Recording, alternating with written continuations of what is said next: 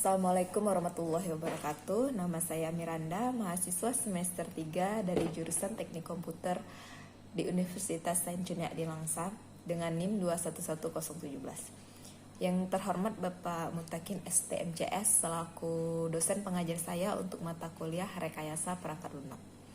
Tujuan saya membuat video ini adalah untuk memenuhi tugas MK Rekayasa Perangkat Lunak dengan judul materi yaitu Desain Perangkat Lunak. Desain perangkat lunak adalah proses untuk mengubah data atau informasi yang terdapat dalam dokumen persyaratan pengguna menjadi beberapa pola yang relevan, yang membantu programmer dalam melakukan pengkodean dan implementasi perangkat lunak.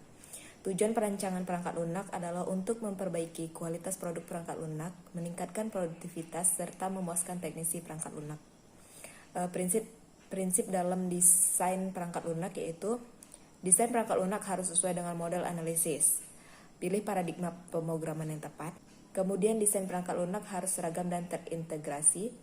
Desain perangkat lunak harus fleksibel. Perancangan perangkat lunak harus memastikan seminimal mungkin adanya kesalahan konseptual. Kemudian selanjutnya desain perangkat lunak harus terstruktur untuk menurunkan dekomposisi secara bertahap. Perancangan perangkat lunak harus mewakili korespondensi antara perangkat lunak dan masalah dunia nyata.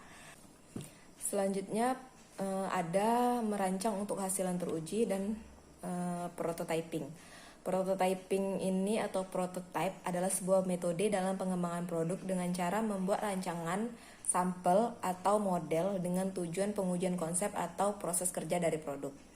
Tujuan utama dari prototype ini adalah mengembangkan model atau rancangan produk menjadi produk final yang dapat memenuhi permintaan pengguna. Kemudian ada tingkatan desain dalam perangkat lunak. Desain perangkat lunak menghasilkan 3 tingkatan luaran antara lain yaitu desain arsitektur. Desain arsitektur ini adalah versi abstrak tertinggi dari sistem. Ia mengidentifikasi perangkat lunak sebagai suatu sistem dengan banyak komponen yang saling berinteraksi. Yang kedua yaitu ada desain tingkat tinggi. Desain tingkat tinggi mengabaikan konsep satu entitas atau banyak komponen. Dari desain arsitektur ke dalam tampilan subsistem dan modul yang kurang terabstraksi dan menggambarkan interaksinya satu sama lain. Yang ketiga yaitu rancangan terperinci. Rancangan terperinci berkaitan dengan bagian implementasi dari apa yang dilihat sebagai sistem dan subsistemnya dalam 2 tahap desain sebelumnya. Aktivitas pada tingkatan ini adalah mendefinisikan struktur logis dari setiap modul antarmukanya untuk berkomunikasi dengan modul lain. Yang selanjutnya yaitu modularitas dan konkurensi. Modularitas adalah teknik untuk membagi sistem perangkat lunak menjadi beberapa modul diskrit dan independen yang diharapkan mampu menjalankan tugas secara mandiri.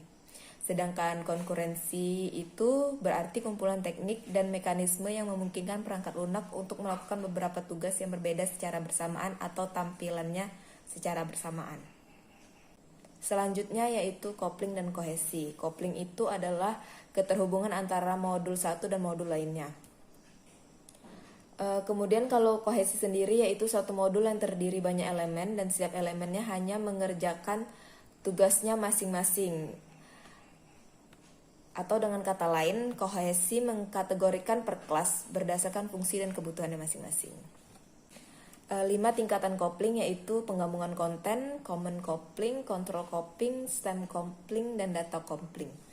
Kemudian kalau kohesi sendiri ada 7 jenis yaitu coincidental cohesion, kohesi logis, temporal cohesion, kohesi prosedural, kohesi komunikasional, kohesi sekuensional, dan kohesi fungsional. Konsep desain perangkat lunak. Yang pertama yaitu abstraksi. Abstraksi sebagai pandangan tentang masalah yang mengekstraksi informasi penting yang relevan dengan tujuan tertentu dan mengabaikan sisa informasi tersebut. Konsep abstraksi dapat digunakan dalam 2 cara yaitu sebagai proses dan sebagai entitas. Ada 3 mekanisme abstraksi yang umum digunakan dalam desain perangkat lunak yaitu abstraksi fungsional, abstraksi data, dan abstraksi kontrol. Yang kedua yaitu arsitektur. Arsitektur perangkat lunak mengacu pada struktur sistem yang terdiri dari berbagai komponen program atau sistem, atribut atau properti dari komponen-komponen tersebut, dan hubungan di antara mereka.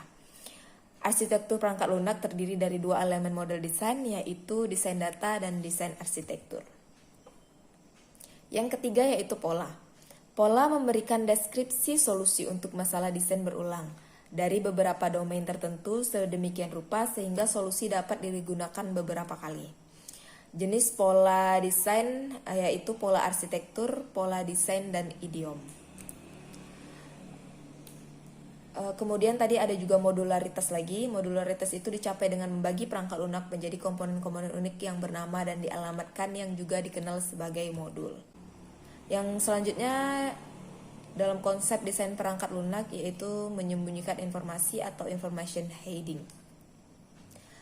Modul seharusnya ditentukan dan dirancang sedemikian rupa sehingga struktur data dan detail pemrosesan dari satu modul tidak dapat diakses oleh modul lain. Mereka hanya menyampaikan informasi yang diperlukan untuk menyelesaikan fungsi perangkat lunak. Cara menyembunyikan detail yang tidak perlu disebut inilah yang disebut sebagai menyembunyikan informasi atau informasi hiding. Konsep yang selanjutnya yaitu penyempurnaan bertahap. Penyempurnaan bertahap adalah strategi desain top-down yang digunakan untuk mengkomposisi sistem dari abstraksi tingkat tinggi ke tingkat abstraksi yang lebih rinci. Konsep desain perangkat lunak yang selanjutnya yaitu refactoring. Refactoring adalah kegiatan desain penting yang mengurangi kompleksitas desain modul untuk menjaga perilaku atau fungsinya agar tidak berubah. Refactoring dapat didefinisikan sebagai proses memodifikasi sistem perangkat lunak untuk meningkatkan struktur internal desain tanpa mengubah perilaku eksternalnya. Yang selanjutnya yaitu partisi struktural. Ketika gaya arsitektur suatu desain memiliki sifat hierarkis, struktur program dapat dipartisi baik secara horizontal maupun vertikal. Dalam partisi horizontal, modul kontrol digunakan untuk berkomunikasi antar fungsi dan menjalankan fungsi.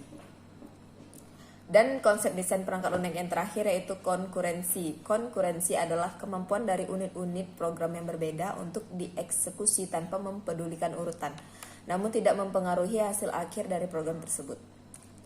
Demikian presentasi dari saya.